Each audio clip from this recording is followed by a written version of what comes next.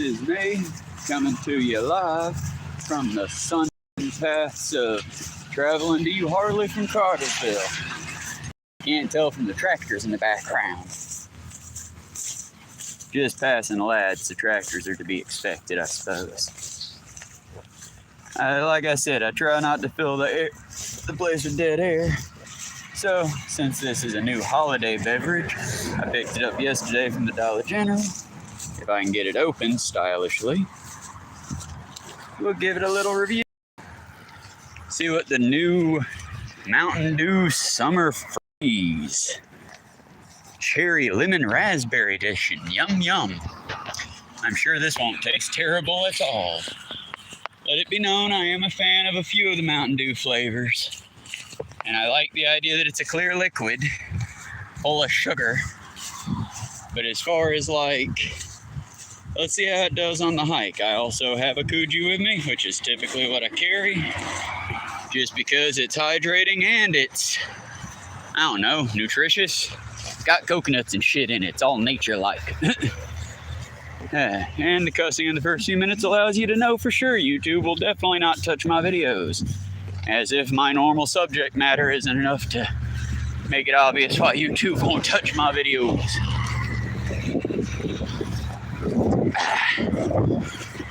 Okay.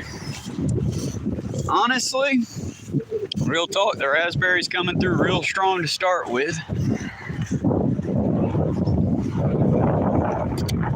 Yeah, lemon raspberry really coming through to start with. Honestly, it tastes like the little rocket pop that its namesake's for. It kind of tastes like they took it, melted it, and put it in a bottle. It's not really that great, but it's also not bad either. Sort of a mid-review, I guess, but you know. Y'all, I try to be real with y'all. I'm not sponsored by Mountain Dew or nothing either. I just saw a product on the shelf, thought, fuck it, let's try it. Fun thing about Mountain Dew that I can tie seamlessly into a tiny history lesson. Look up the Appalachian Coal Mine Rebellion. It's a really neat piece of history that really lets you know how the U.S. government feels about its workers. Now, if you're in a high school or middle school here in Georgia, as I'd put it, because that's where I grew up at, that's where I'm at the moment. And if you were raised here, you probably learned the propaganda-esque story of Henry Ford. Back in the day, he thought his employee could use a couple days off. And back in the day, when he gave those employees a couple days off, he saw that it increased productivity, so it became the norm. That is, in fact, as you should assume because it goes down so easy and smooth, that is propaganda. The actual history of the matter, well, for first off, because before you listen to my crazy ass, you should hear the actual history, go to PBS. There's a YouTube channel for them, but pbs.com/bios and history, and look up the Appalachian Coal Miner Rebellion. Hey, look at me. Don't focus on what's in the road. Look at me instead. But, like I was saying, that will tell you kind of the real story of how we got here. Now, can I tell you exactly which act of aggressive rebellion caused the bosses to realize that their people needed time off and vacation and things like that? I can't tell you exactly which one triggered it, but it happened about in the 1920s, so why not? Let's relive it again today, considering, you know, Bezos and Musk think that company towns are something new. Like, nobody's ever thought, hey, if I just house my workers and give them my brand of money to buy my brand of food, and I stock my stores with them, well, then I can have 100% keeping of my employees. Yeah, that's slavery with extra steps. It's also company towns, where coal miners, as well as some sailors, dock workers, it was a common practice. You see, if the boss can find a way to steal $1 from the working man, they will. And for the record, just to clarify, just in case for some reason my bosses happen to be watching this, Mary, Donna, I'm not talking about y'all. Y'all ain't the boss. You're the boss of that restaurant, and you're the boss of me. But you got a boss that you have to answer to completely hook, line, and sinker, and you can't even rebel so much as to say, oh man, that dude's a dick.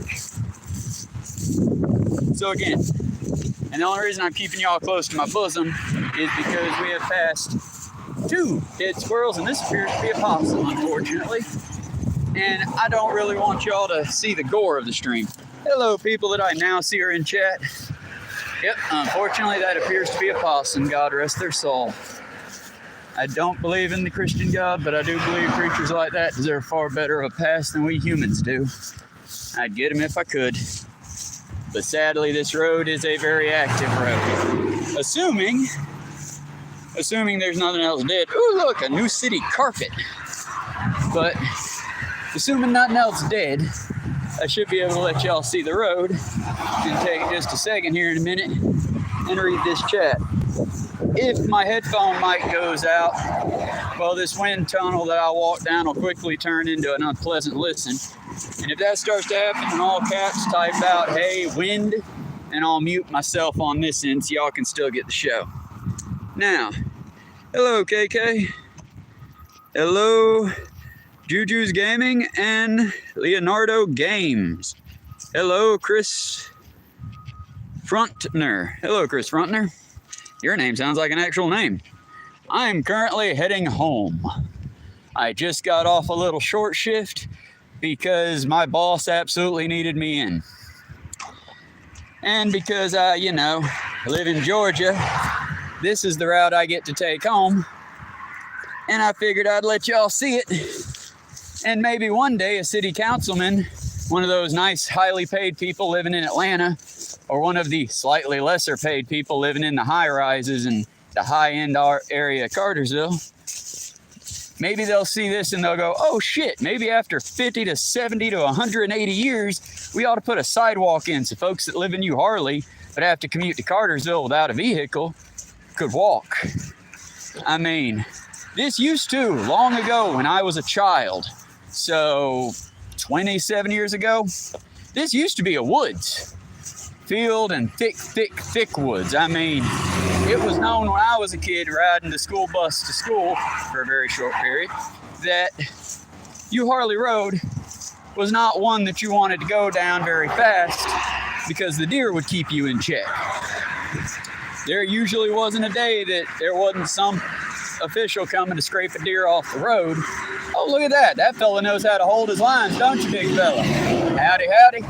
Maybe it's time for that company to rethink hiring 90-year-olds to drive their trucks, huh? I mean, since we're talking random things, hey, y'all know that Trump snuck a very racist thing into that bill, right? And now the licensing departments for the CDLs is making it to where if you don't speak 100% fluent English, you can't drive trucks in America. And I mean, I don't know how y'all feel about that. I think it's bullshit. Because I don't care what language you speak, so long as you can drive accurately and you stay on the road. I mean, the dude that just was swerving that big-ass truck in and out of the white lines, that was an old white dude. So, I mean, maybe if he had picked up a couple Spanish classes and a couple less bottles of Jack, he might have been able to hold his car in the lines. Well, by his car, I mean his big-ass Mack truck. See, that fella knows how to hold it in the lines. But like I said, there's a difference between a worker and someone just making it. And down the hill we go slightly. Like I said, just letting you know, like I usually do through here, if you were to slip and fall, you could die.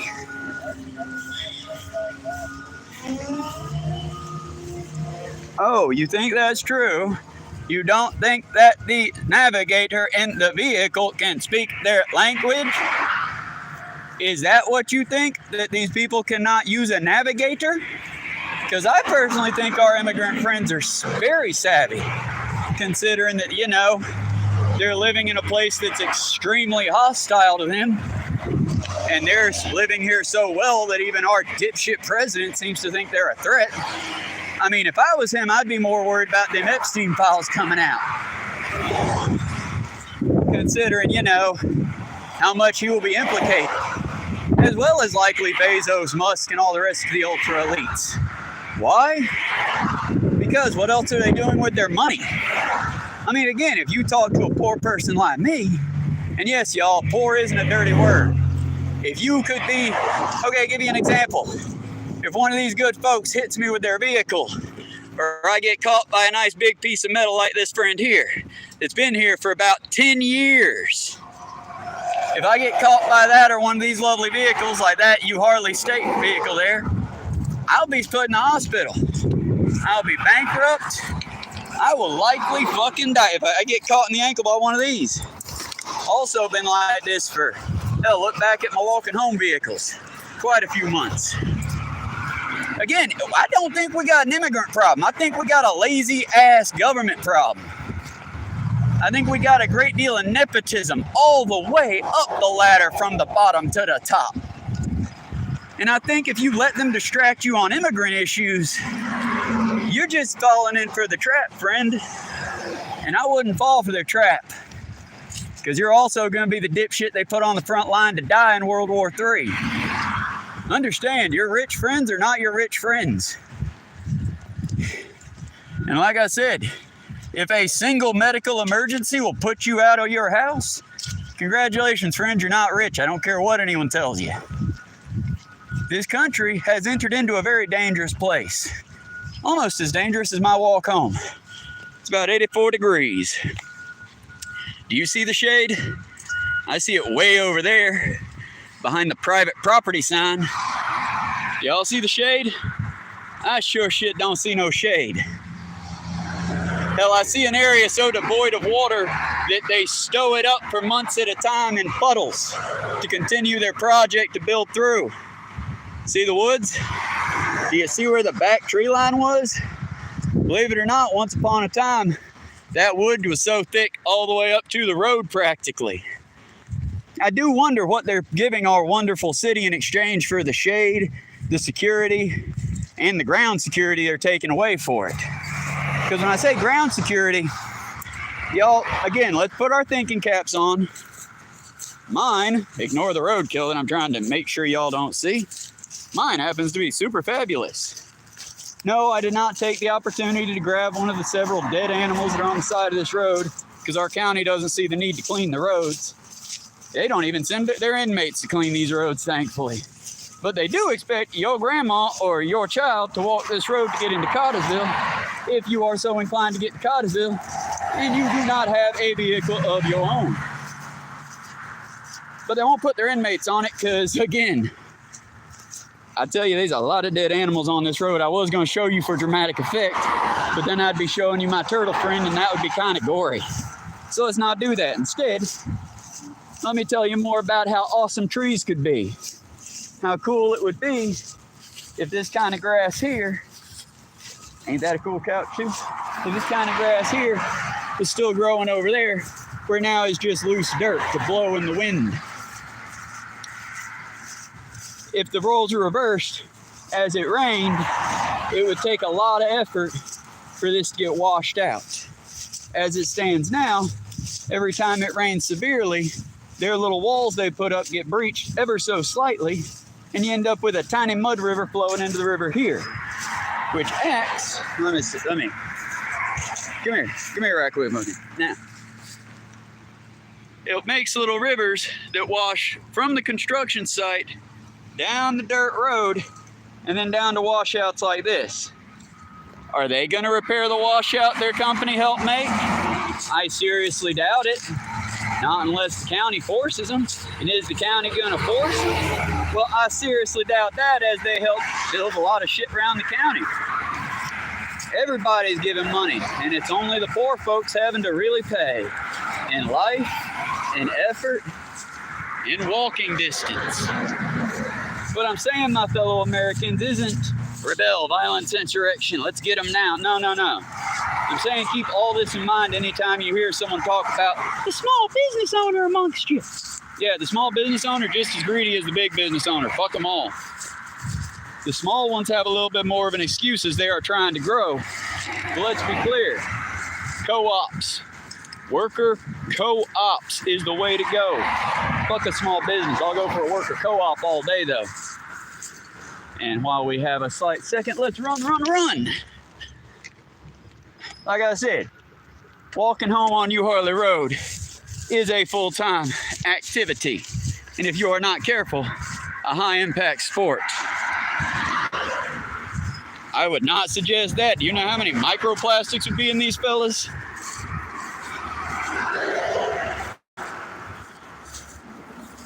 $347 global. Do you see the state this road is in? Do you know how many pesticides these poor critters been eating? Because again, you got to remember, this used to be a very pleasant walk into like 2 or 3 suburbs through super thick woods. And it was nice back then personally, because believe it or not, if you do not catch my accent, I grew up around these fucking parts. I've been making this walk since I was knee high to a grasshopper walking with my elders. Now, I might not always been seen, because back when there was woods, we didn't have to cling to the friggin' road. But again, I've been walking this route for probably not 100 years or more. That's just me being, waxing poetic, going hayseed with my speech. And possibly a little bit of a heat stroke, but I doubt that. I'm not yet feeling the effects of heat exhaustion. I still have most of my sugary beverage. I mean, if we didn't have capitalist America here, I could drink out almost any stream. But now I get to spend $3 for a Mountain Dew at the local gas station in deep southern Georgia. How you feeling right now, New York? I'm curious. How's the big, beautiful dipshit doing you here? Because here in Georgia, we feeling the pinch, and we in the South here. Shit, we used to low prices on shit because we almost out of the States. How y'all doing up in New York, right up the dude's asshole? What's the price of cigarettes in New York looking like, huh? How much is your Mountain Dew? Because again, folks, I don't care if you voted for the fascist piece of shit. Can you at least admit now you made a fucking mistake? I was always taught to own your mistakes. I'll admit the mistakes I made. I didn't get the fuck out of America when I had the chance. I'll be paying for that the rest of my life, I feel like. And we got an opening. Right now we are at the Spicewood. Almost a mile into the walk, almost 17 minutes into the stream. I did not walk a mile in 17 minutes, let's be clear. I don't record all the way from work to home because I know some of the people, not one that subscribes to me, you guys are the high, smart, beautiful people of the world.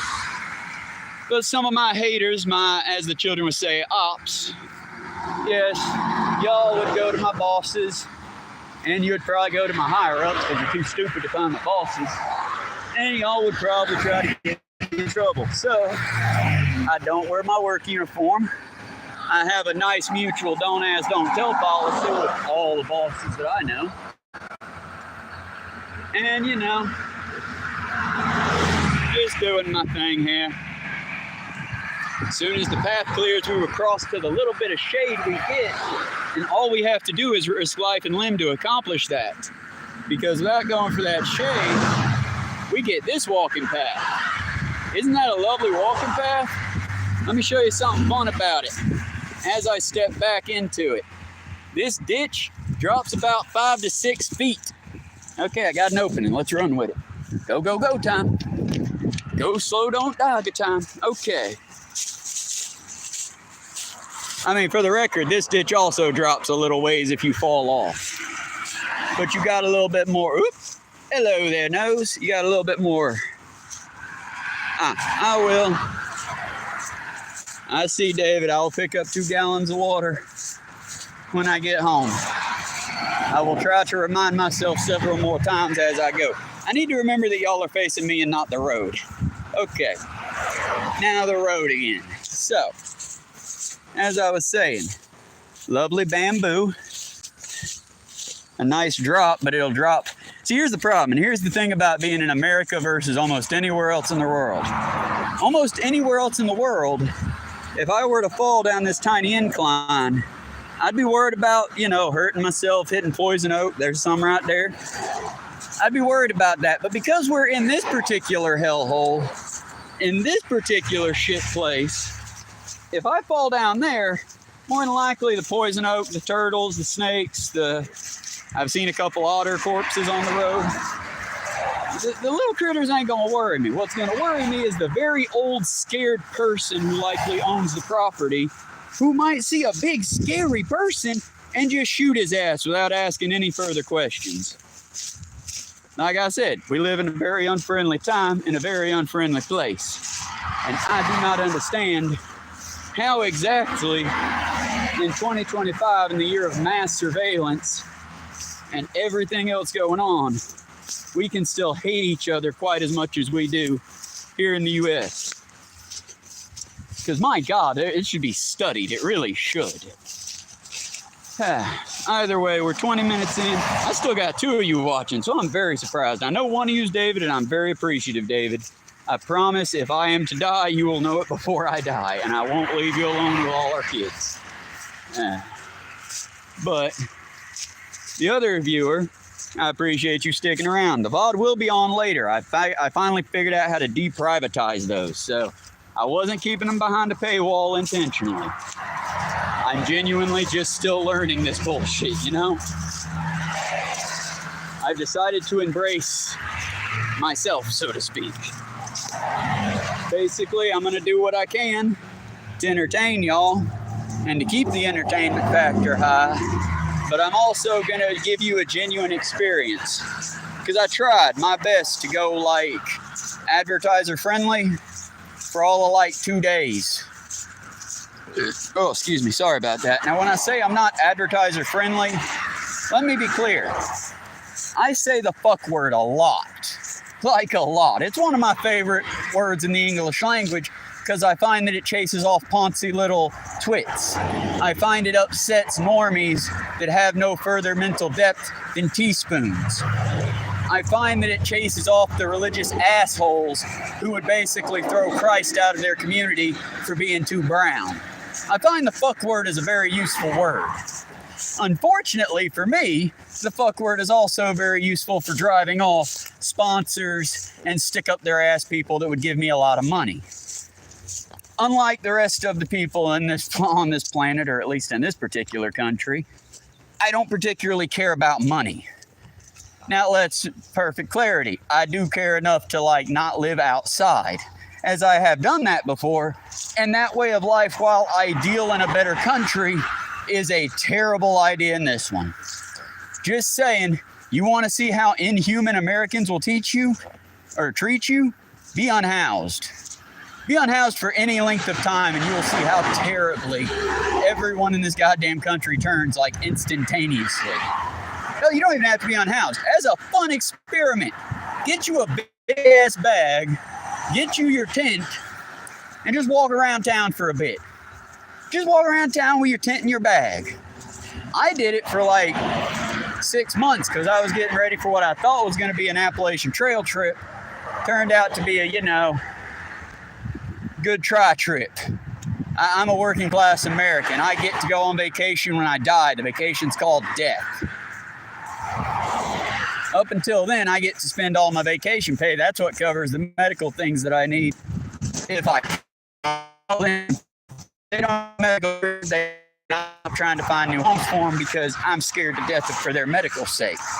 I'd be scared for my own, but death is but a sheet to pass through with nothing on the other side. But not to be too melodramatic, honestly, work wasn't that bad today. It was me, the 2 managers, my favorite cashier that works there, Rose, and I got some nice gossip that I can't really share with y'all yet. But I wrote it down, so hopefully I'll be able to share it with you later. David, if you're interested, I'll tell you a bit later at the house. Just remind me. See, once again, the way this dear farmer has set up their field, thankfully, is set up in such a way that I have lots of room so that I'm not putting myself at risk with all the pavement princesses. The downside, though, is that you're basically marching through poison oak that's going to wipe your ass for you if you're not careful. And if I go over the grass line and he's in a good mood, again, no worries, no harm. If I go over the grass line and he's in a bad mood, He can shoot me from his house, and because we're in America, it wouldn't fucking matter. I mean, yeah, you'd go to jail. Let's be clear. This isn't an action movie. The rules of the purge aren't quite in effect. But how many of those protesters that just said free Palestine are still sitting in a jail cell or prison cell? Yep. Now, how many Jan 6ers who murdered a cop, busted down the doors of the Capitol, shit on desks, flipped things, burned things, how many of them are still in jail? Oh, a goose egg. What about the numbers of white supremacists and neo-Nazis that flew fucking swastikas and Confederate flags in the Capitol? Oh yeah, that's right. They're also free to go. So again, don't tell me there's justice in this country. There ain't nothing but a joke in this country for that. That's the beauty of the South. It makes you see it. It doesn't allow you to look away. Because again, anytime you hear otherwise, just remember, sundown towns still exist. Oh, now see, I'm jealous of that one. That's a nice vehicle. That one, not so much. That's ugly as sin. But the hippie van that don't look like it have nothing underneath it, it's a little jacked up, I guess, for a van.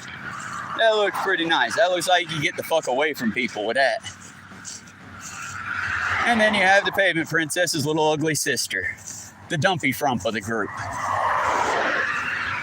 Like I said, why you need so much gas power? Why you need a fucking battering ram at your front?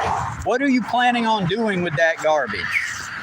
That's my question. If it's for a purpose, at least you got a purpose.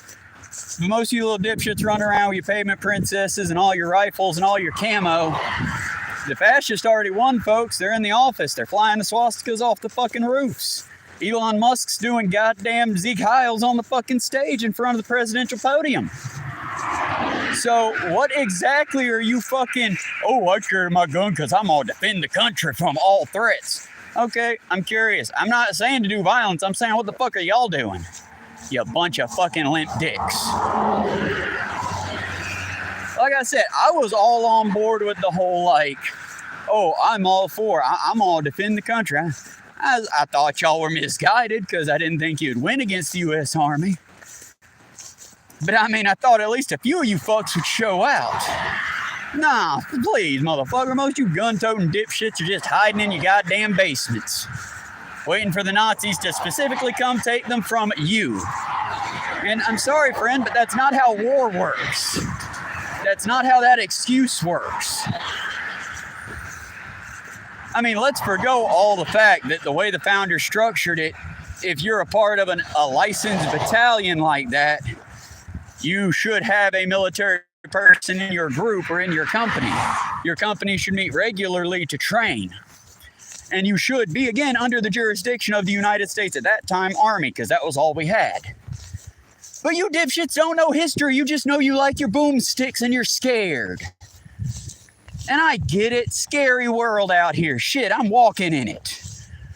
But there's a difference between me and you. The difference is I'm not a fucking scaredy cat. If you want to square up with me, you're squaring up with a fucking man. You want to square up with you, you're squaring up with a fucking gun. There's the difference. Also, another fun difference. Someone break into my house, like say my kid break into my house. Yeah, I might get my hands around their throat, but as soon as I see a face, it's like, oh shit, and I can let them go. Once you fire off 6 shots into your kid, what you gonna do then? How you gonna save them then? Oh, that's right, you'll pray to the almighty gun and Trump, and maybe they'll bring your kid back from the dead. My thing is, regardless of it, when it comes to gun matters, nobody in this country, I'm willing to say, is trained adequately to actually keep one. Because most of the people that have them are these little dipshits who thinks life is an action movie, and they're going to unload on some home invader and then just get a parade afterwards. I hate to tell you this, friend, and even the gun nuts will tell you this one. You unload on someone and you will go to jail. Now, you might get out if it's considered justified killing, which in this country, I hate to say it, it's probably going to be a justified killing regardless. But there's another side to that. Yeah, you might get off, but what you going to do when you go home to an empty house? Because your wife don't want shit to do with you because you murdered your kid. And, you know, Your kid is now dead because you loaded them with 6 rounds because they scared you in the middle of the night. Think about it, folks. That's why I'm not here to say don't own a gun. I'm here to say be fucking smart about it. Keep your ammo and your weapon apart unless you are in time of need.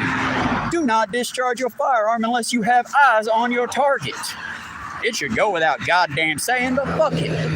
Do not point the gun at anything you do not intend to goddamn destroy. And I'm sorry, everything in America seems to eventually get off to guns, but it's like America seems to get off to guns. I mean, Jesus, I never thought you could have a gun fetish until I was like stuck here forever. And now I've started to realize, thanks to my cousin partially, yeah, there's such a thing as a gun fetish. I think he gets off to guns.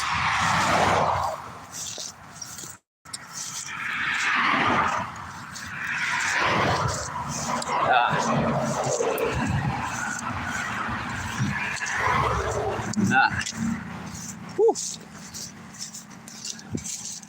And David is left. But I got 4 likes. That's more than I normally get. I'm happy for it. Like I said, the route's kind of boring, and this is where all pick up all the fucking poison at, I'm sure. But the route's a bit boring. It used to not be so bad. Back when it was forest. Back when there was something to look at. Now I need to flip the camera. Because unfortunately, again, a byproduct of our lovely state, right after I pass these cans, there is both a large squirrel and a very large now groundhog. And I wish to avoid the meat balloons personally, because I know in this heat, the slightest tap will turn them into teeny tiny meat grenades or meat landmines. And I don't want the gore, and I certainly don't want the smell. It's sad enough that these rich cunts decide to destroy the forest just to put up their lavish little hunky-dunk houses. What do I mean by hunky-dunk? Am I having a heat stroke? I mean, possibly, let's face it. I've been walking for 32 minutes now, non-stop, in direct sunlight, minus that little shady bit back there. Maybe hunky-dunk is a sign of a heat stroke. If I die, maybe Georgia will actually pick up the body. Who knows? Maybe they'll just leave me to rot like a lot of this roadkill they leave to blow up and deflate in front of the poor kids. Yeah, I don't think I'm ever getting over my hatred of the rich. I've been trying to find a way to unite because I know if we could get, not even a lot, a couple rich assholes to actually do the right thing, we could start a trend. If nothing else, then in the self-preservation sense. But again, you got people like simping for Joe Rogan and Liver King. Me personally, let them fight. If dipshits want to fight each other and hurt each other, I mean, let's be clear. If it's someone that I can relate to, someone in my group, by all means, let's stop the violence. Here's the thing, most lefties don't engage in that kind of infighting, not at least physical infighting.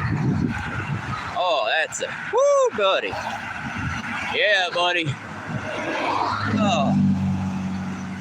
That was not a response to anything there other than the thing that I'm hoping, yeah, y'all can't see it.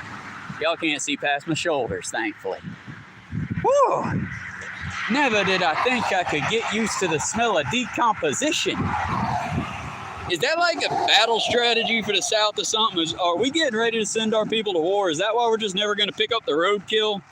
Because we want them to get used to the smell and the motif of death? I just don't know anymore, you know?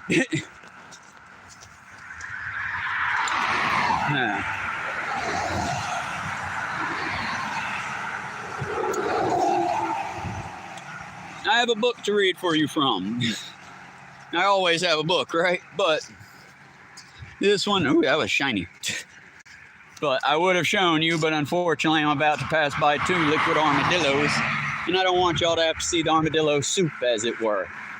Soup on the half shell.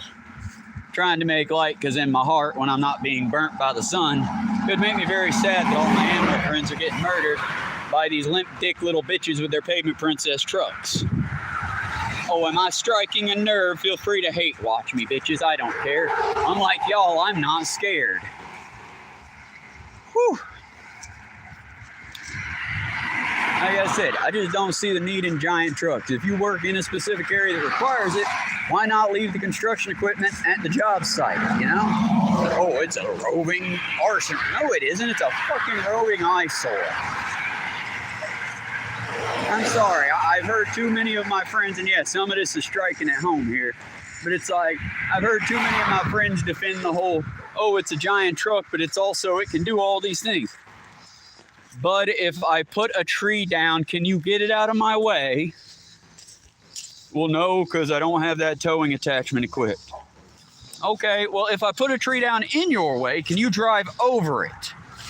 Well, no, because I don't have the undercarriage shield installed, and I don't have, like, the right tires. Well, I have big tires, but I don't have the right tires installed to do that. Oh. Okay, so I'm going back to my original point that your dumbass truck is a dumbass truck. And you've fallen in, unfortunately, to the capitalist trap of, look at my big, stupid, obstinate thing. Aren't I special and unique and powerful? No, son, a simple fucking slow, small one to do the job better. And honestly, it's shameful how few real trucks are out there anymore.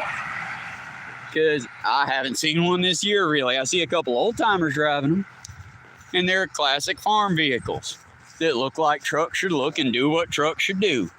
You can't live out of the cab of it, but if you needed to, you could probably pitch a tent over the bed, because if you don't, like, sacrifice a shit ton of bed space for a nice, luxurious cab complete with popcorn maker and splat screen TV, well, then you'll have fucking space to haul things and do actual work things with your work truck.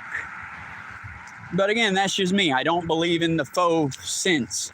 If you go camping, unless you're over the age of 60, why the fuck are you glamping? Either get you a hotel room and go on you a little poor man vacation, which again, not shaming you for it.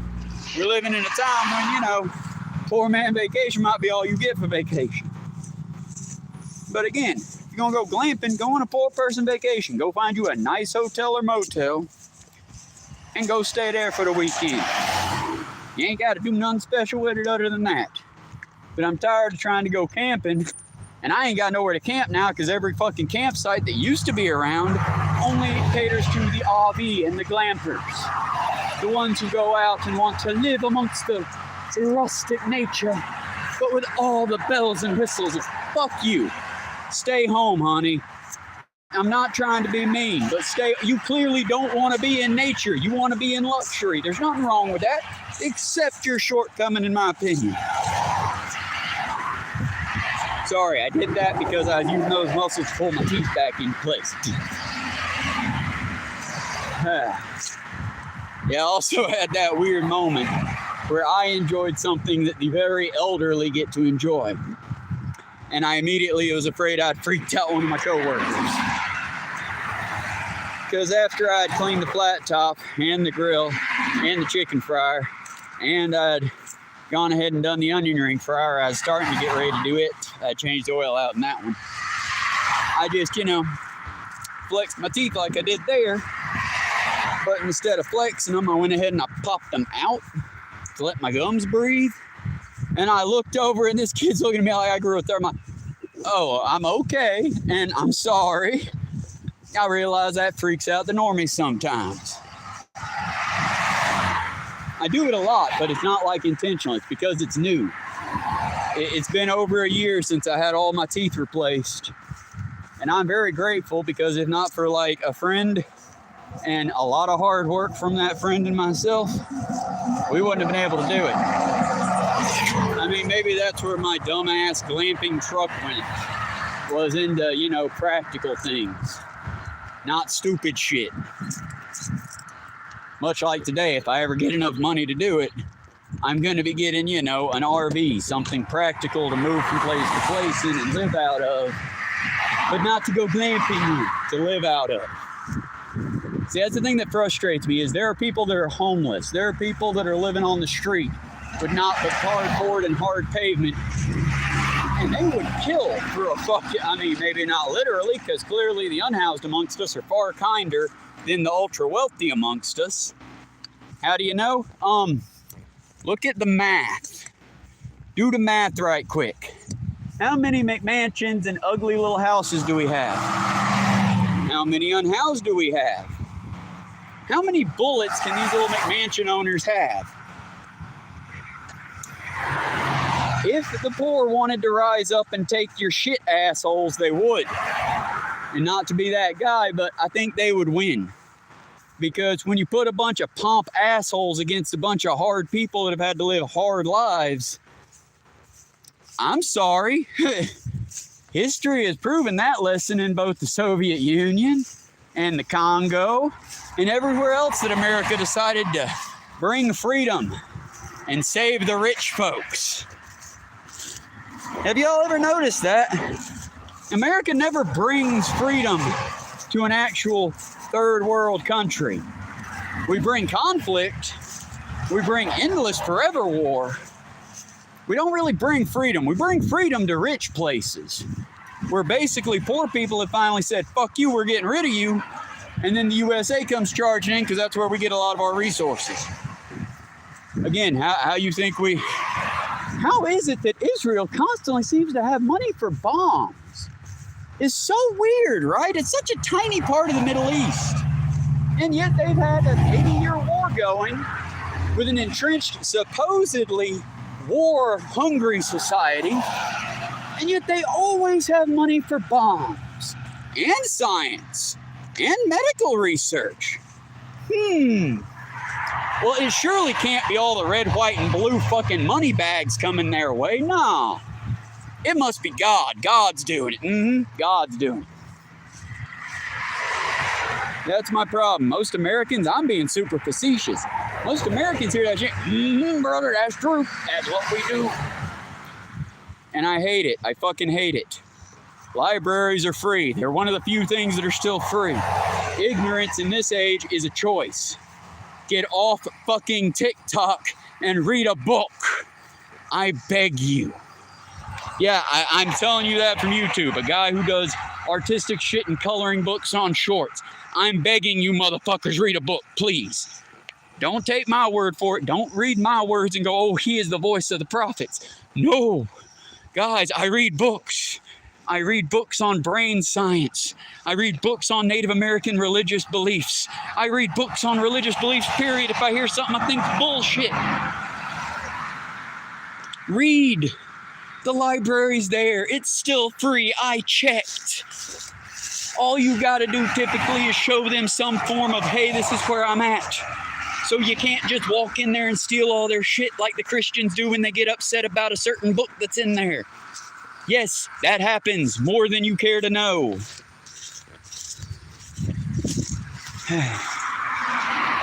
Y'all, I'm sorry. It's just, I'm tired of having nightly panic cries, you know? And not for me. I'll be fine. Fuck this shit. Absolute worst come to worst, I can survive it. I mean, joking aside, yeah, I could if I had to. Not that roadkill. But I could eat the roadkill. Want to get real technical, you could eat the people. Just avoid the brain and spinal cord. Kuru is a hell of a bad thing, and it's scary. You can't get kuru from the kidneys. Can't get kuru from the flesh. I'm gonna shut the fuck up now, okay? Because y'all are gonna start thinking I'm a fucking cannibal. The point is this, Diet de Vermes, look it up. Some of you ignorant fucks really should look up Diet de Vermes. It's an ancient, Jesus Christ, I am getting overheated. It is an old ass book. From the last time we were doing this stupid shit of let them eat cake. And we were debating exactly what a human is and what's worth defending. The last time we were doing this. Except take it out of this shitty place and put it in a much more scenic and beautiful backdrop. Picture it in the fantasy land of the UK and J.R.R. Tolkien. Because most of my American viewers, much as I love y'all, are so goddamn ignorant of things. Take it back to that magical time. And at that time, the different white people of Europe couldn't decide what a human is and what makes us different than the animals, which, hate to break it to you, nothing. We are animals. We are apes that put on pants. It has already been, look up Futurama meme evolution. You will see it. I don't need to break it down further. I'm not a fucking scientist. I do not have the skill set to accurately explain to y'all the evolution of it. But trust me, we're just apes that put on pants. Beyond that, back then we were debating on what a human is.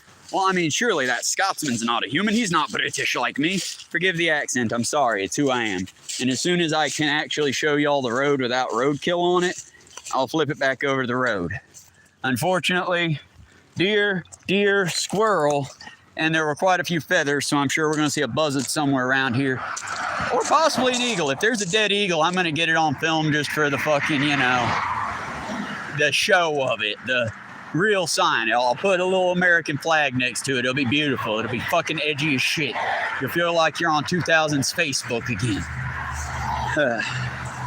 I want to take a break, but if I take a break, I'll die because I can't sit. That's the other way they control us, by the way, folks. Is imagine again if you're someone younger than me or not in the shape I'm in. Would you want to go knock on someone's door? I certainly would be very scared too, especially in the land of if they get scared by me, they can shoot me. So again, we march. There used to be a thing like long ago, far away, that was like you'd have porches set up. You'd have setups for each other and for neighborhoods and for communities. You would talk to each other. I mean, let's be clear. I don't blame them for not talking to me. I'm a screaming crazy person that's talking to a little black box in his hand. But I've walked this route plenty of times, not with a little box in my hand. And they have given the same reaction. The nice ones kind of swerve to get me space. Most of them swerve into me to see if I'm gonna move or get hit. Unfortunately, the joke about, in New York, I've never been to New York. I can't really speak to it. I would love to see it someday for a very short period of time. Mostly because the amount of people is bothersome to me. But the idea that y'all have actual like boroughs and communities and like shit to talk about, shit to do, people that care about it, holy shit, I kind of want to see it. I live in the South. The best we got is churches. And if you're not agreeing to suck on that Jesus dick, you ain't going to be a part of that group. If you kind of hint at the fact Jesus had a dick, you ain't going to be part of that group. And without being a part of that group, every other door shuts. Because it's the South and we're stupid as fuck down here. We still got people believing in witches and magic and shit. And by the way, can we start shaming that yet? I'm not saying pick on the kids till they cry. Let kids develop and shit. Kids are going to do stupid shit just being kids. Let them be kids. I'm talking like the full-grown ass adults. Honey, Disney lied to you, and clearly you did not have the common sense to realize they lied. Magic doesn't exist. Jesus don't give a shit. Easter Bunny ain't real. We're all going to fucking die. Now that we got that out of the way, how about we start fixing society rather than allowing our imaginary friends to dictate what we do? Oh, that's deer soup. I have blue goo. I have tiger bomb. And what's bad is I'm almost used to the sickly sweet smell. The smell ain't what's bothering me as much anymore.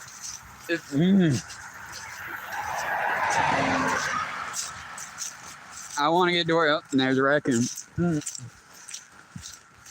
Woods. Hey, how about that? That'll be fun.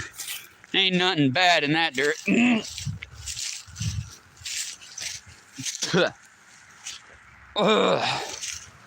Oh my God. Oh, my mic's still live. Sorry about that, y'all. Whew. Yeah, the stench. Oh shit, branch. The stench. I hope there's nothing dead past the tree line. I can't really see past it. I'm just hoping you getting to see all the woods that I can't walk in at the moment. That'd be nice. Because out here on the road, well, there's a whole lot of meat balloons and it smells like month-old cheese. And if I'm looking at the greenery on the ground, it's not so bad. If I look at all the animals turn liquid in 84-degree sunlight directly on 100-something degree pavement, I think I'm gonna get sick, and I don't want y'all to see that. Hell, y'all don't want to see that. So, hey, let's go back to talking about the coal miner rebellion, the Appalachian Coal Miner Rebellion. Basically, it's what gave us, I think it's safe, I hope it's safe. Here's the path that I'm on.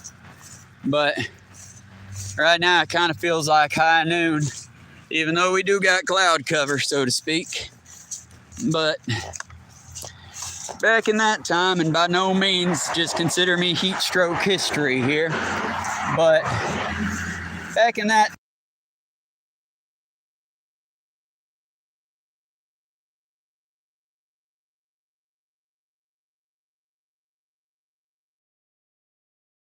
the American people answered, breathing, working, having feeling. And the American government agreed. So they marched the... Oh, lovely. Hey, y'all, have I ever told you how much I despise AI? And I don't know when I cut out, I just got interrupted in talking to an AI assistant telling me that there's a book. Holy shit, y'all, did you know there's a book telling you how evil capitalism is? And it wasn't even talking about...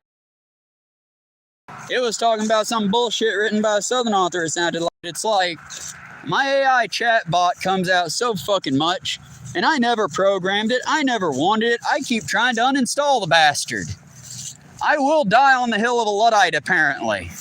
And I never wanted to be a Luddite. I like tech, I like video games. I enjoy Minecraft, Saints Row. I love the shit out of my mapping apps. I do not want an AI goddamn assistant. That shit's gonna steal the world from us. And the bad thing is, a bunch of people are gonna be going, ooh, woo, but let me in on it. I mean, I beg of y'all, if you get the chance, and they have it at the library here in Georgia, so I'm guessing they got it at the library where you're at, check out Behave by Robert Sapolsky. It is on... They should have it in every form, because again, I put us in Georgia, and I know I shouldn't, no offense meant towards Mississippi and Alabama. Y'all's libraries ain't as robust as ours. I'm not knocking it. Y'all got really good football teams and different college. Y'all priorities different. I ain't judging. I'm just saying, if bumfuck you Harley, Georgia libraries got Robert Sapolsky's Behave, everywhere in the United States should have Robert Sapolsky's Behave. Read the book. I'm begging y'all. Read it a couple times, because I had to. There's a lot of new vocabulary in there. But in the book, it kind of covers low grade, because he's not going to say he's anti-capitalist. He received the MacArthur Genius Grant. He's never going to claim that he's an anti-capitalist. But he comes off very anti-capitalist. Mostly by pointing out in what amazing ways our system is fundamentally broken if you actually understand the human mind. And let's be clear, before you start trying to say, oh, but my patriotism, oh, but my freedom, oh, but my bootstraps, let me be very clear with you now. I am not talking about anything connected to a country. I'm not even going to point out that other better countries exist. I'm going to point out the human brain and what your brain has been doing and your ancestors' brains have been doing since time immemorial, according to this doctor and keeper of the MacArthur Genius Grant, who spends most of his time studying baboons and the like. But in more recent years, I've seen most of his papers on the human brain and the human mind and neuroscience. He is a very good author and, more importantly, an actual scientist. So I am more likely to believe him than a flim-flam artist, a right-wing talking head, or any goddamn politician. Excuse me, sorry.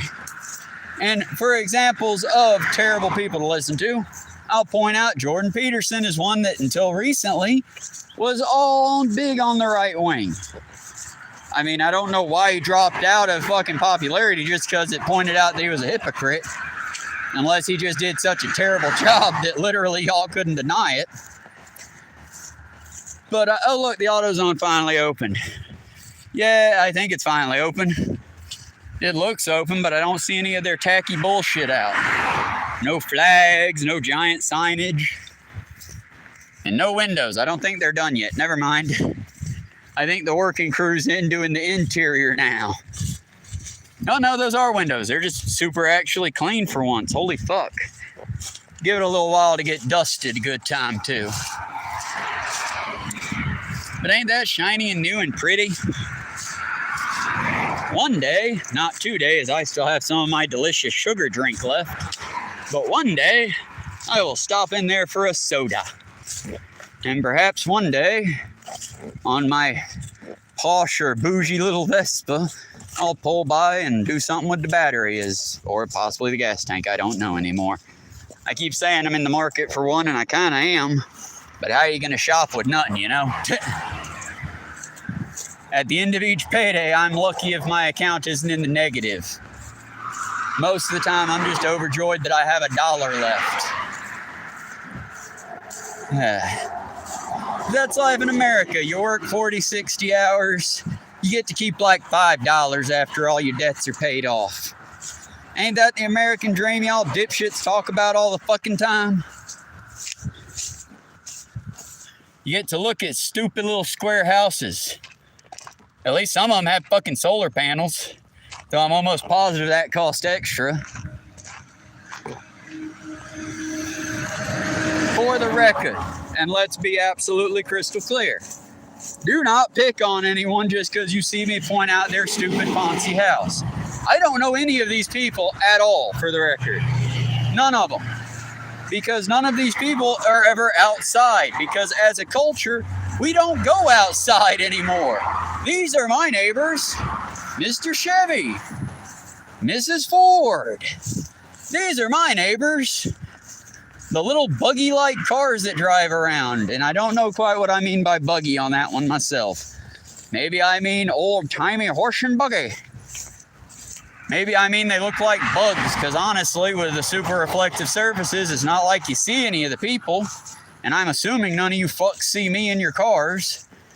There was like one person that I actually liked to see, and that's because it was a rare vehicle to see.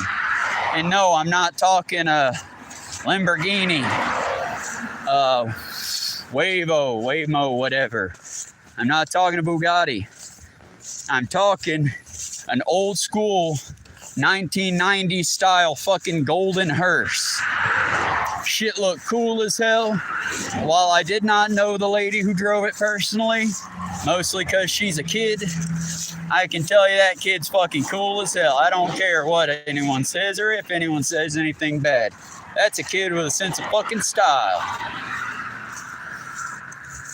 Also, on a side note, teenage Travis is super fucking jealous that you have cool ass parents or grandparents, whoever helped you get that badass hearse. I personally, on a real level here, hope you got into college somewhere way the fuck out of this shithole state and you're gonna get to escape hell. That's just my personal hope to you, unknown like person that worked at Dollar General for a very short period of time that I met. And who admittedly I'm still kind of jealous of your car, ooh woo. Not jealous of many vehicles, y'all. You want to get my attention? Don't have a dipshit pavement princess. Have a fucking hearse. That's just a neat vehicle. That's something to talk about, you know? It's like having a damn classic Scooby-Doo style van. I mean, I don't like the gas guzzling nature of that, but at least it would stand out more than cookie cutter vehicle number 7, cookie cutter vehicle number 8 with the damn logo busted off. I mean, so many people want to be a part of the flock so fucking badly, and yet they screech that we're individualistic. Tell me, out of the 4 vehicles just passed, can you tell a big difference? Part of me is asking because I'm kind of testing myself to see if I'm dying. I'm all sweaty and shiny, and the world's getting all funny now. I might sit down and have a break here in about 3-4 more miles. Oh my God, it's so hot. You'd think being down in the low part of this thing, the heat would be better. It's not, it's worse. It's swampier somehow. I climbed from the devil's tits down to his crack. It's worse. Hey, at least it ain't dead air, right, y'all? I'm still being funny. Or not. One of you will know. Which is good, because one of you is watching. And we're going on an hour. I know you've already liked and subscribed, and I appreciate the hell out of that so much. I feel like the heat around my neck is like a wreath. It's like a wreath. And it's like, I know it's not, I can... 1 second. I just realized the camera's not facing me. Thankfully, there's no, like, roadkill or nothing. But let me... Did it do the damn thing? Yeah, it did the damn thing. Howdy. I can... Yeah, that's what I was afraid. I can feel the shadow. I don't... let me be more specific. You see the shade ring? Like a halo? I can feel that. I don't think you should be able to feel the shade. Also, I've lost the ability to swat the gnats. But it's gonna be cool. We good. If working for the towboating industry long ago taught me anything, it's that you can march through an incredible amount of things and not die. And at least here I have shade and a giant fucking web. I really hope I don't have a spider on me somewhere now. I don't think I do. Whew. And now we're at the little bit of a shady spot. Isn't it nice? Another nice thing about this shady spot and why I don't believe in ghosts. If you look a little bit behind me, you can't see it from this angle, I don't think. And I'm not like, I don't know. Fuck it. I brought it up. I might as well finish the sentence. There's 2 little crosses there from where 2 little people likely died because this road is so poorly built and maintained. And I believe we're in the area now. I think they might have actually gotten to clean it up. Boy, howdy, I hope they did. Because otherwise, I don't quite know how I'm going to walk through there and film. But a bit of a harrowing thing that'll make you think about yourself and your placement as you walk. My ride getting to work when they needed me so desperately was just a teeny bit late. Oh, why? I hear you asking. Well, because we've had our first real bad wreck of the year. And while I didn't recognize either of the vehicles, and one of the vehicles looked all right, the other one had its face smashed in, I really personally hope y'all are okay.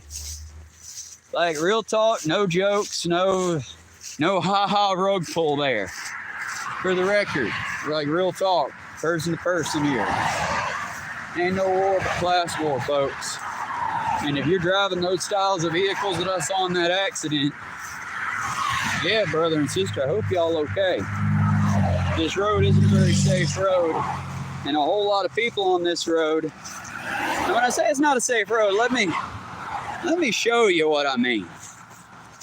Because this is part of it. See the culvert? I got a fucking call coming in. I hope y'all don't have to see it. But that's what we got here. Give me a damn minute. When it pops up, I'll hang up on it. We're just waiting. But yeah, that's about a 14, 15 foot little drop it almost looked like. And it rang once and it went off. So that's a plus.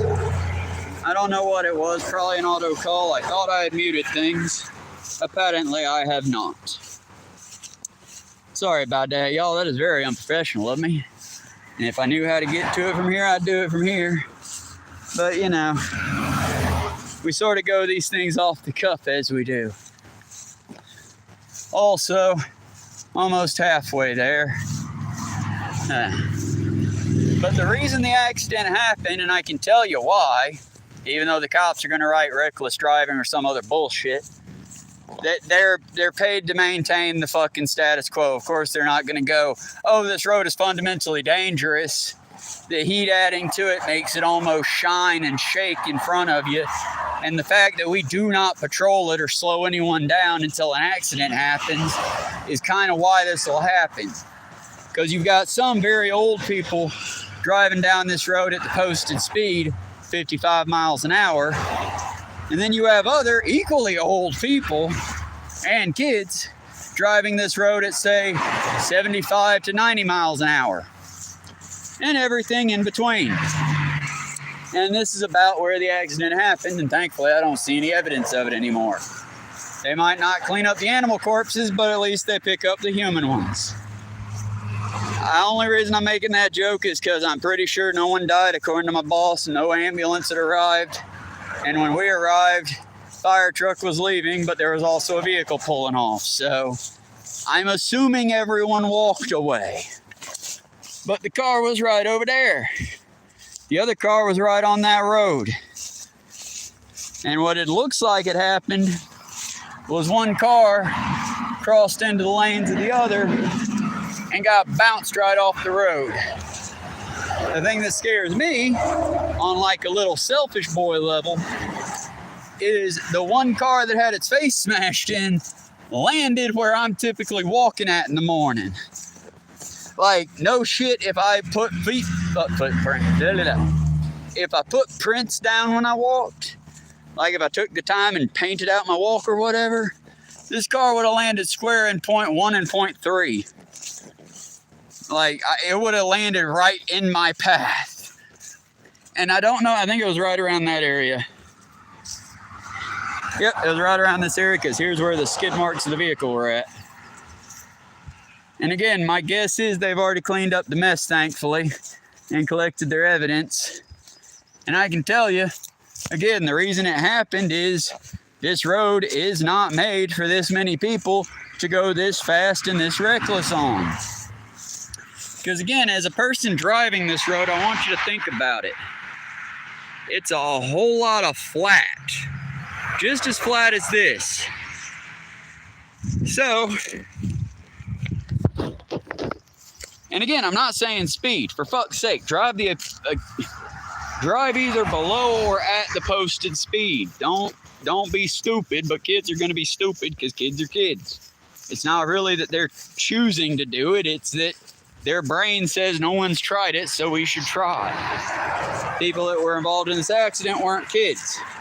So my living here for a fucking while brain tells me, due to the time of day, one old boy that was speeding down the road got blinded by the light in the sky, the sun, and this other car passed the center line. Because again, it looked like they kissed. It looked like they kissed. At a very fast speed, it looked like they kissed. So again, my guess, and just a guess, not an expert at jack shit here, just read a lot of books and cook. But my guess is one got blinded by the sun, one was riding the yellow line, they met in the middle, and then they were both sitting on the side. Like I said, the only reason I'm being mildly childish about it is I'm hoping, and it looked like some people financially got ruined. Some people's lives probably got fucked. But as far as like, they'll both be saying how fucked they are tonight. You know what I mean? Woo! See what I mean by people driving? At least that one gave me a bit of air conditioning. And for the record, that's not unheard of. That's just a driver hyped up as fuck, having to get from point A to point B. Maybe it's one of them new drivers, thanks to the Trump administration, that don't know how to drive a truck for shit, but they can sing their ABCs for you. We live in such a stupid time.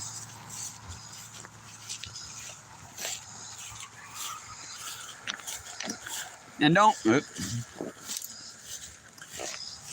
think that it's nostalgia for like, oh, I was born in the 90s. I want to go back to the 80s. No. I don't want to go back, friends.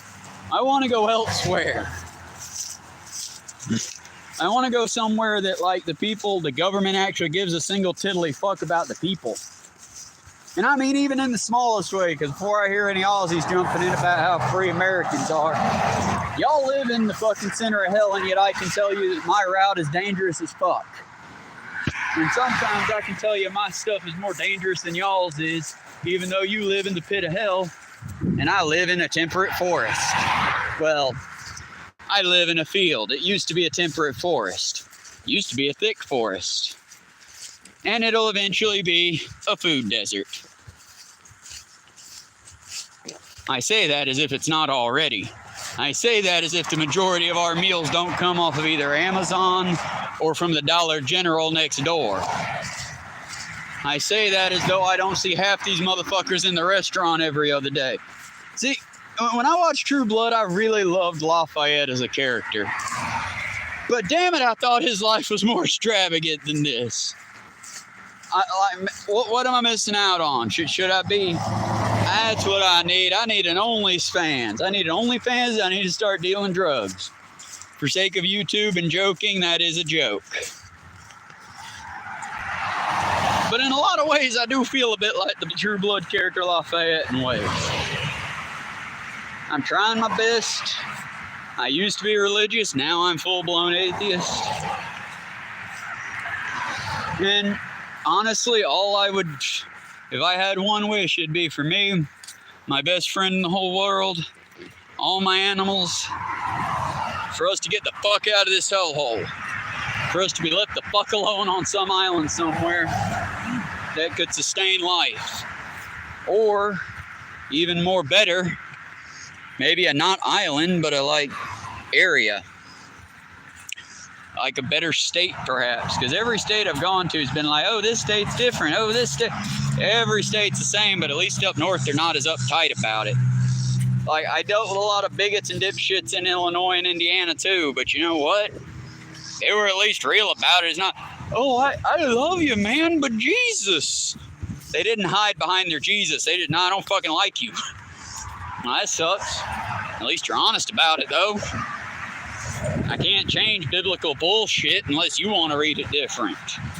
Because let's face it, none of us follow the biblical bullshit. If you did, you would not be free and breathing air in the U.S. You would be arrested for rape, murder, some other wild crime that your religious doctrine says you have to do if you follow it 100.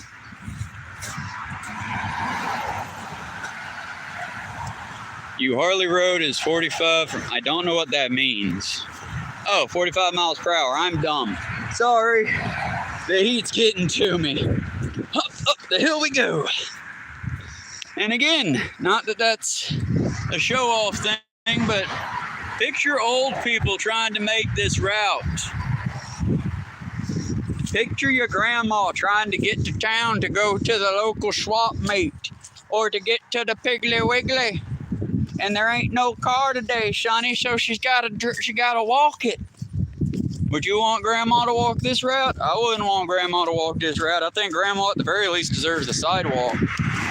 I mean, if we be in real talk as a fucking lefty, I think Grandma should have a good health care plan and food in her cabinet that she don't have to go to the Piggly Wiggly for. And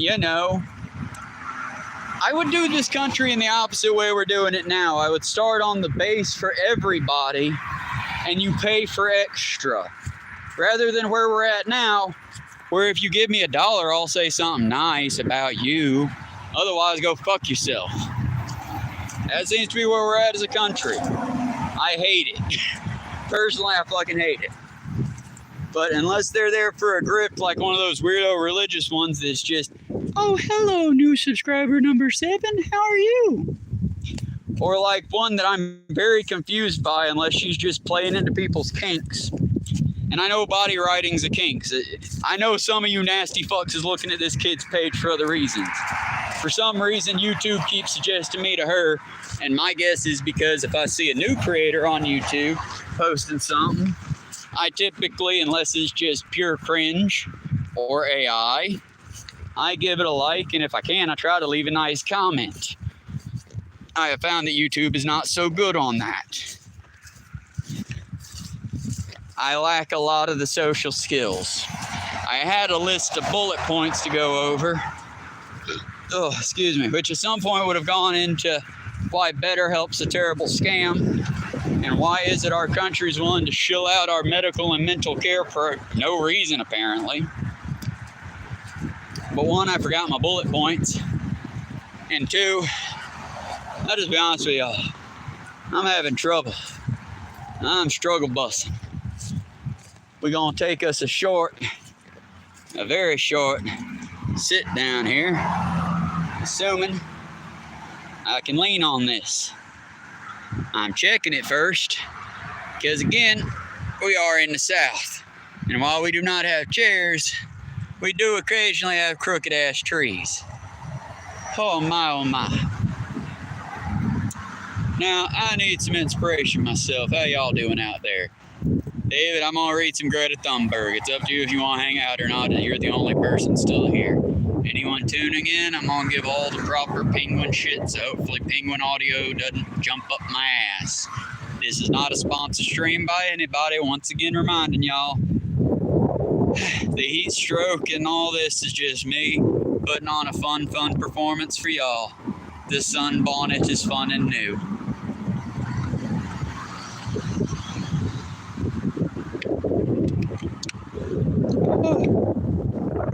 Also, for sake of the cats and kids at home, I think I'd point out, I do happen to have chicken with me today. They was leftovers at work, and I have biscuits. Again, they was leftovers. I thought I'd bring some for the groundhogs. No veggies and nothing but fun biscuits and such. Also, how many of y'all have your windows down and like car trouble, automotive trouble? Why? What is the difference between what you're doing and I'm doing, other than I'm actually experiencing this life, as brutal and harsh as it is? Every moment, I'm at least here. I might be choked out from the roadkill smell. I might be having a mild heat stroke from the fact that you rich fucks are making the world a worse place every day just by being alive in it. For the record, I'm not talking to any of myself. You guys are fabulous and beautiful. How are you doing, beautiful? But to all you other rich fucks, I'm sorry. I'm trying to put on a serious face, but it's like, if I'm to die, I want to at least die like one of my heroes, the Buddha, underneath the tree, trying to talk sense into a mad world. And probably not like the great Buddha, struggling with a motherfucking zipper. I mean, struggling with a motherfucking zipper. Silliness isn't a sign of heat stroke, right, folks? Right, doctors in my audience? I'm only going to make that joke a few thousand times. I never thought I'd know a doctor, you know? I hope I'm still streaming. The little screen went dark and said rotate screen, all that bullshit. I'm just getting geared up for a minute. Sorry about that. That must have been loud and disgusting. I did not mean to do that. I do believe my system does not appreciate Mountain Dew. It has been months since I last had a Mountain Dew. And I think it's saying, if you want to have an ice cream, motherfucker, have you an ice cream and not a Mountain Dew. Either way, the book we are currently reading, and don't judge my book. It's a little battle damaged. It's fallen a few times. I've carried it for a minute. Be nice. But Greta Thunberg, no one is too small to make a difference. Look how young she was when she started. Back before the state of Israel decided to, be a dick to her. All for doing nothing but trying to bring body parts to children. Body parts that Israel blew the fuck off of them. Now, Penguin audiobook in this case, but Penguin books, no one is too small to make a difference. Greta Thunberg was born in 2003. In August 2018, she decided not to go to school one day, starting a strike for the climate outside of the Swedish parliament. Her actions ended up sparking a global movement for action against the climate crisis, inspiring millions of pupils, and one very old craggly man like myself, to go on strike for our planet, and earning her the prestigious Prix Liberté. I probably said that wrong. As well as a Nobel Peace Prize nomination. Greta has Asperger's. Okay, y'all, let's stop doing that. It's not that important. Yeah, it's a part of her, but it's not that important. And considers it a gift, which has enabled her to see the climate crisis in black and white. No One is Too Small to Make a Difference is Greta's first book in English, collecting her speeches from climate rallies across the globe to audiences at the UN, the World Economic Forum, the British Parliament, and the U.S. Congress. Her next book, I have not read yet. I'm still reading this one personally. I never said I was a fast reader. I don't get a lot of fucking time to read, alright? Don't be mean to me. Now, Our House is on Fire, Scenes of a Family and a Planet in Crisis, is a memoir jointly written with her mother, the opera singer Milena Earnhardt, her sister, Betta Earnhardt, and her father, Svante Thunberg. I'm sorry for all those names I just butchered. Greta Thunberg, known as Too Small to Make a Difference, so that Penguin Audiobooks doesn't jump up my ass. They have this book copyrighted. This book was printed in the United States of America. This is, according to my very elementary knowledge, the 4th or 5th edition set in Dante Minstead. And it is copyrighted by Greta Thunberg. Greta, please don't sue me. Okay. Let's go to something that won't get blown away so easily. Okay, fuck it. Let's go with this one. This seems fair enough. And we're going to start walking again. Okay. Prove me wrong. World Economic Forum, Davos. January 22nd, 2019. Let me pull you out of my man tits there. Sorry about that. I'm probably going to go in and out of focus as I am doing multiple things now. I'm juggling without juggling now. Some people say that we are not doing enough to fight climate change, but that is not true because to not do enough, you have to do something. And the truth is, we are basically not doing anything. Accurate? I mean, very, very fucking accurate. We now have... Remember, this was in 2018. This was before child rapist and baby drill enthusiast Donald Trump had finished his second term, or his first term. During this period, most Americans, Republicans and Democrats, were probably saying, oh, we're surely past this dipshit. This dude will never run again. He's going to be in jail by the time he's running again. Welcome to 50 fucking President of the United States. Either way, we ain't doing shit about the climate still, all these years later. Yes, some people are doing more than they can, but they are too few or too far away from power to make any difference today. Some people say that the climate crisis is something that we all have created, but that is just another convenient lie. Because if everyone is guilty, then no one is to blame. And someone is to blame. Some people, some companies, and some decision makers in particular have known exactly what priceless, turning a page, what priceless values they are sacrificing to continue making unimaginable amounts of money. Okay, Penguin, if you sue me at the very least, can you give me a better version of your book? One with proper editing in it?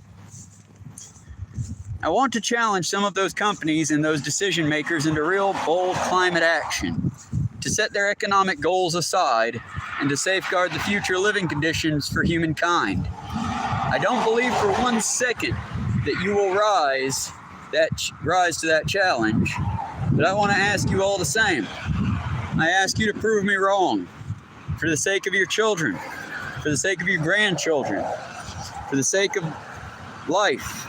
And this beautiful living planet, that was a hole. That was a well covered up hole by grass clippings. But, now side of history, okay, 1 second, let me try that again without the fucking trip route. I ask you to prove me wrong. For the sake of your children, for the sake of your grandchildren, for the sake of life and this beautiful living planet, I ask you to stand on the right side of history. I'm adding for once, because let's face it, big business has never been on the right side of history. But I ask you to stand on the right side of history. I ask you to pledge to do everything in your power to push your own business or government in line with the 1.5 Celsius world. Will you pledge to do that? Will you pledge to join me and the people all around the world in doing whatever it takes? That is the end of that speech. That speech is from 2019. I can tell you from the year 2025, no, Greta, we're not going to do that. We are a dipshit country of greedy capitalist swine. And as an American that unfortunately has to deliver this message to the world, from fucking YouTube Shorts. We in America personally don't give a single tiddly mouse fuck if the world burns, so long as we are the last ones to burn. For the record, this comes to you from the South and from somebody that regrets to tell you that message. Someone that is enjoying the first cool breeze of the day after a walk that has been mostly felt like walking through a hairdryer. And as someone who can now tell you, beyond a shadow of doubt, the American people chose drill baby drill over the first woman president. They chose idiocy above intelligence, and yes, they chose death above life and a little bit of hardship. Not even real hardship, just, let's remodel, let's change it, let's tweak it a little. They don't care. So when you kids have to immediately and very quickly change the way you live or die, and more than likely that end result's going to be the end result, yeah, you can thank us. If you want to blame me, you can. I don't blame you for blaming me. I did what I could, though. I'm just one little fucking fry cook screaming in impotence to this pathetic, angry, and sad American state. I come to you as not but a fucking fry cook. And I stand on the same platform with fucking queens. For the record, I was pointing out Greta for that one. In my opinion, this kid had balls that most Americans don't have the fucking dream of reaching for.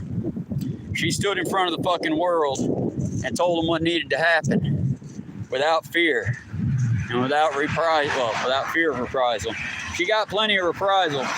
Let's be clear, quite a few of you nasty fuckers were trying to sexualize a child when she came out with this. I saw the fucking gross ass stickers. I saw you motherfuckers out there. Hell, I called quite a few of you motherfuckers out. That's why I don't have so many friends in the South. But that's the thing. We quickly do that, don't we, gentlemen? If we don't like what the lady's saying, suddenly she's either a frigid whore who don't want to give out nothing to nobody, or she's a sexual object and she's a bimbo that slept her way to the top. Again, I hate that American men are this way, but most American men are very, very, very stupid. You can blame our education system and trust children. It ain't gonna get no better with y'all. Your teachers are worried about getting shot now. My teachers were just worried about getting stabbed or blown up with pipe bombs. Maybe America's never really been great at teaching our youth, But then again, I constantly hear people at this point, an hour 27 minutes in their streams that are long streams, talking about a callback to some better time, or how we need to be like the people, but we don't know how to. Y'all, the libraries are there, the books are there. Hell, when I was a child, again, not that I was I was a teenage anarchist. I fought everybody. I was very angry at everybody, and I didn't understand what anarchy meant. But I've grown. Why hasn't the rest of my country? On top of that, I grew up on the same entertainment, so I'm going to just ask to the people that we don't know what to do. Really? Really? Okay, I'm going to go with the low-hanging fruit first, and we're going to go with the turfy cunt who wrote a wizard book where slavery's okay, but, let's not let the wizards get made fun of too much for not being pure wizards. But, owning slaves is okay. And, I'm not even going to tell you the turfy, dumb, nasty, mold-smelling bitch that I'm talking about here. I'm just going to let you guess with one simple name. This is a modern writer who's Asian character. This bitch did not have a nationality when I read her in the first book. She was the Asian character who went from Chinese to Japanese a couple times in the book series, depending on which little mini thing you read. But either way, she was the Asian character of a modern book. And the bitch, in a world full of anime and Dragon Ball Z, only could think of the name Cho Chang. For the record, I'm not saying that as an Asian character's name. I'm not a racist. I wouldn't. She did. She went with her full chest with it, even defended it to this day. Either way, I don't need to say the bitch's name. She's just a moldy cunt that I wouldn't buy her fucking products of. But, Yeah, the itty bitties can probably hear me screaming moldy bitch.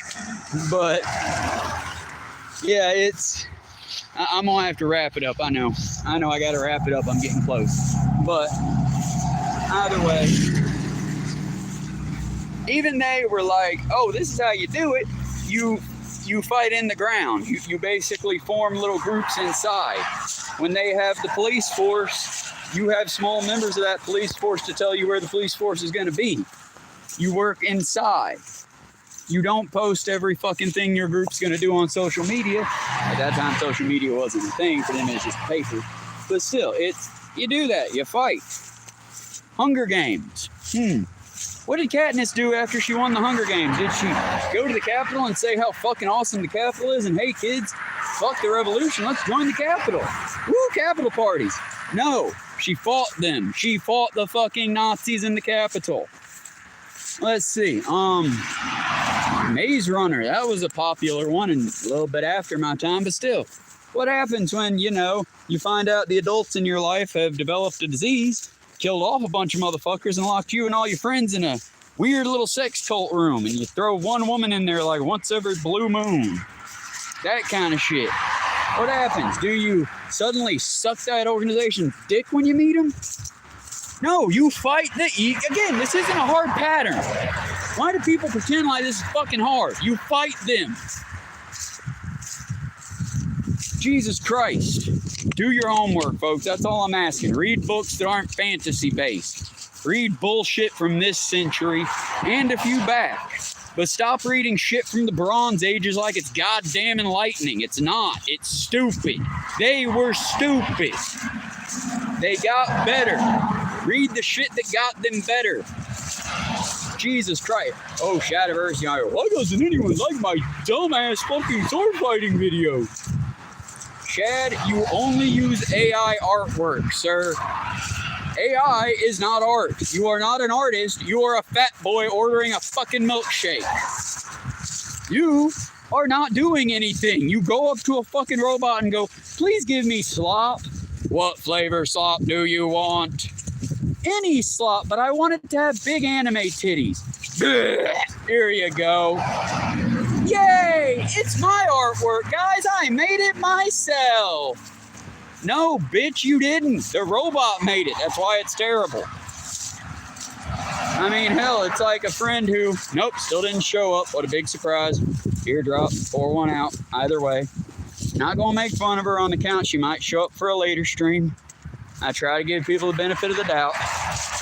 But either way, while I'm opining on how I think AI is going to kill us all, and how, the human race might be on the fundamental cusp of collapse, and how fascists are running everything.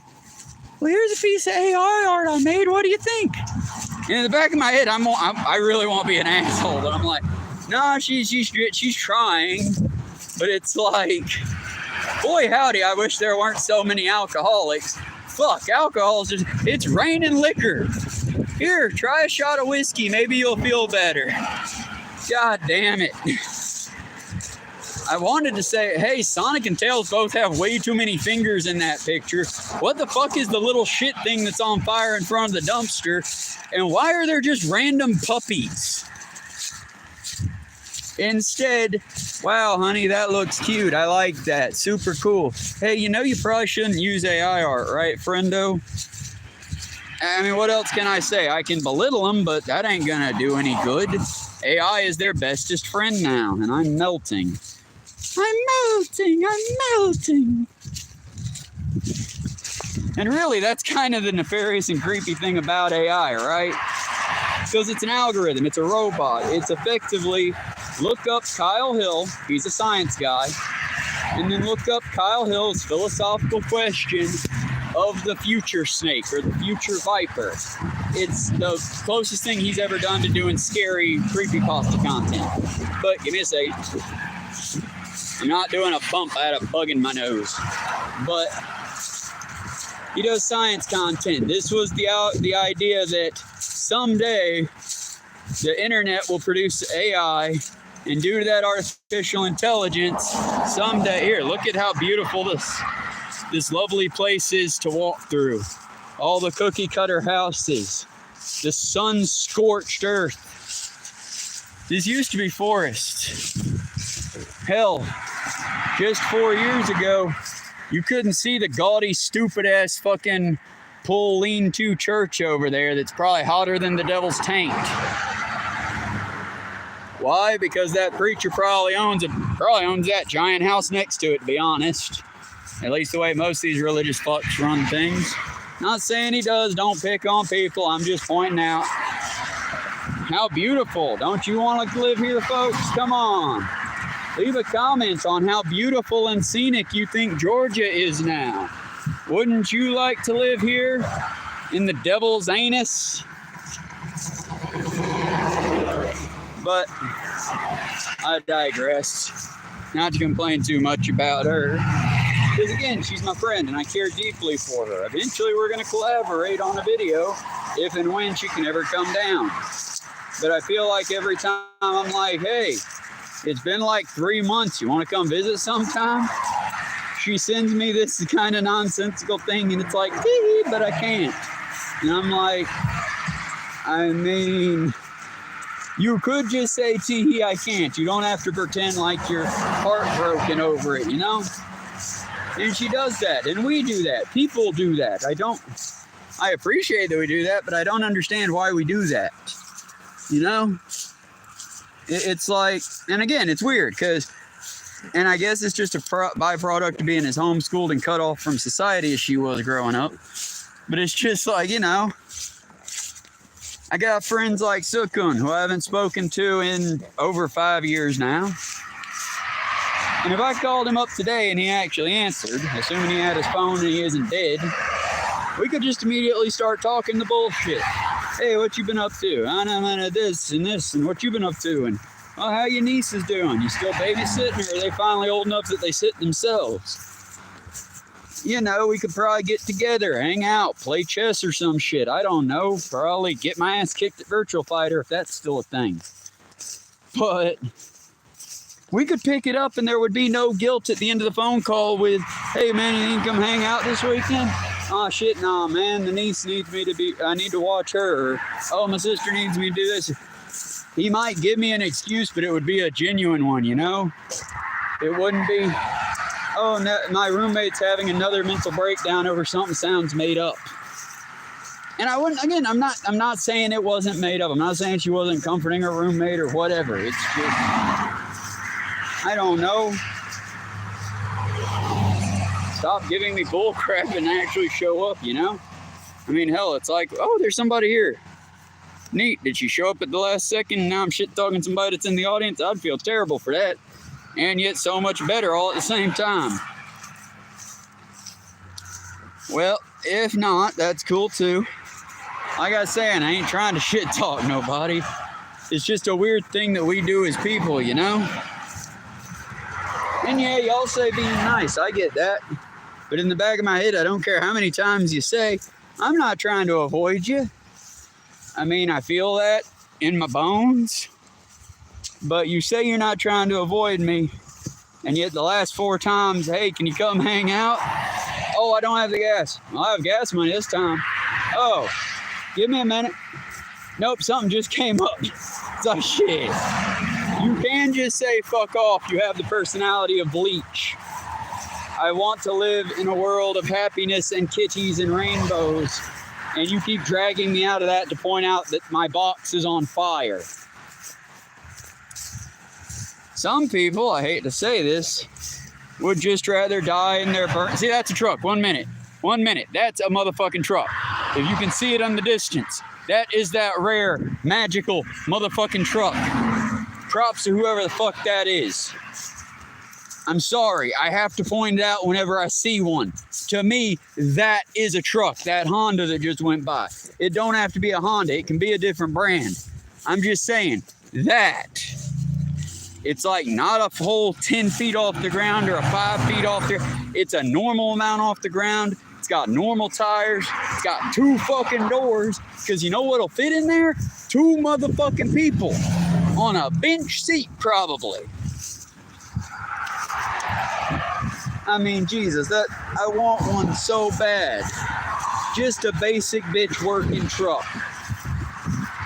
Something that I could hit the road and make a difference in. Something I could help people with. Something that shouldn't cost the fucking king's ransom and insurance.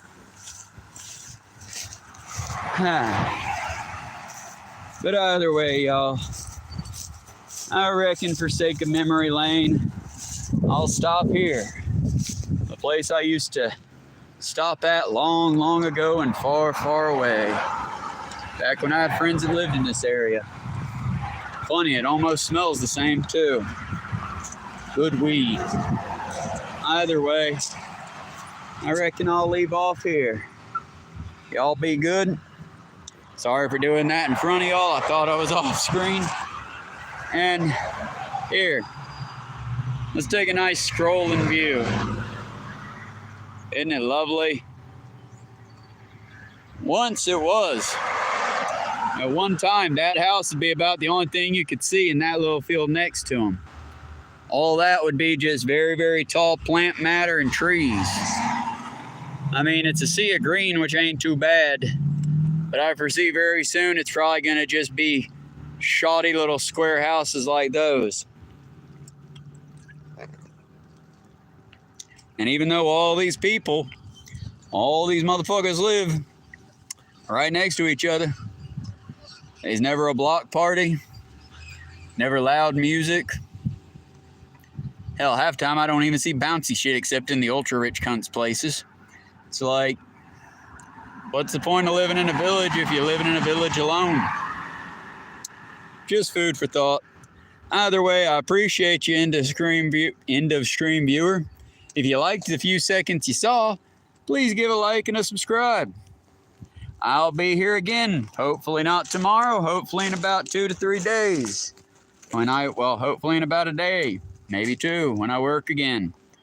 It'll either be a walk into work or a walk home from work video. When I get home here in about 20, 30 minutes, maybe an hour, if I'm not too dead, we'll do another live stream. But this time it'll be Santo Alesso or possibly Assassin's Creed while I try to pitch to a much better creator and try to bring about something that they used to do called Chud Watch.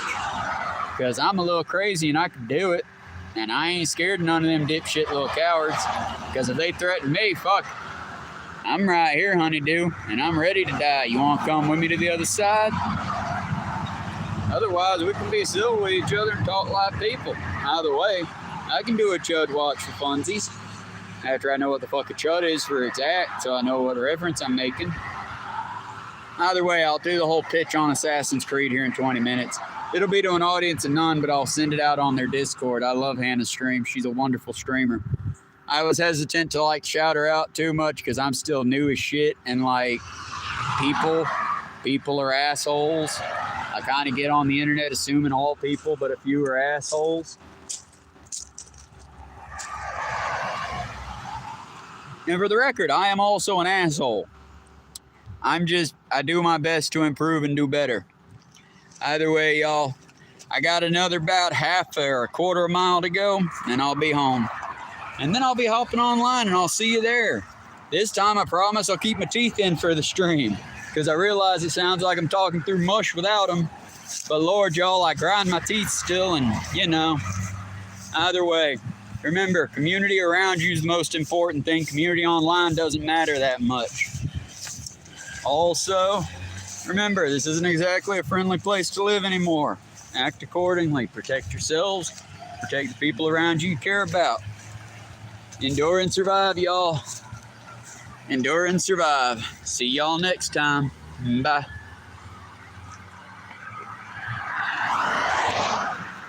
Yeah, why would you ask me that? Yes, I'm sure I want to end the fucking stream.